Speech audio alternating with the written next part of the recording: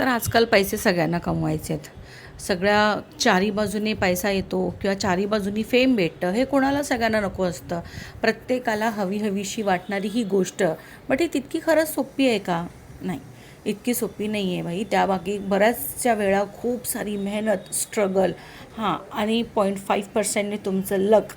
Of course तुमचं लकसुद्धा खूप matter करतं, कारण का बऱ्याच वेळा काय होतं ना, समजा तुम्ही बिगिनर असाल किंवा कुठल्याही गोष्टीची, not even the content creation, पण कुठलीही गोष्ट जेव्हा तुम्ही सुरू करता, whether it is your studies, your travel, और तुमचं ऑफिस किंवा एखादी नवीन गोष्ट शिकण्याचा प्रयत्न करतात, तेव्हा ऑटोमॅटिकली तुम्ही तुमची लाईफ जो ऑलरेडी एका टॉपला पोहोचलेला आहे, बरं, म्हणजे तुम्ही आत्ता सध्या बिगिनिंग करताय आणि एखादा माणूस ऑलरेडी एका टॉपला पोहोचला आहे, त्याच्यासोबत तुम्ही तुमचं कम्पॅरिझन स्टार्ट करतात.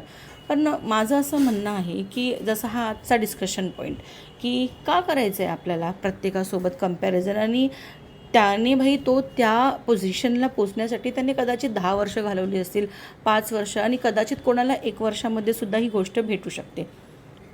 फेम, पैसा किंवा एखादं प्रमोशन किंवा अपॉर्च्युनिटीज. पण प्रत्येकाची लाईफ तर सेम नाही आहे ना, एक सर्कल काइंड ऑफ आहे.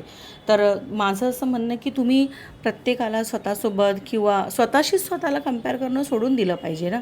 नका तुम्ही समजा आज ही गोष्ट स्टार्ट केली आहे, कुठलीही XYZ गोष्ट, आणि 2 वर्षाने जेव्हा तुम्ही एका स्टेजपर्यंत पोचाल, आणि त्यावेळी जेव्हा 2 वर्षानंतर एखादा कोणी बिगनर असेल जो तुम्हाला बघून इन्स्पायर होत असेल किंवा तुम्हाला बघून इन्स्पायर होणार असेल, तर हे सगळं व्ह्यूज, टॉक्सिक्स आणि बोलतात ना खूप सारं प्रेशर घेणं बंद करा.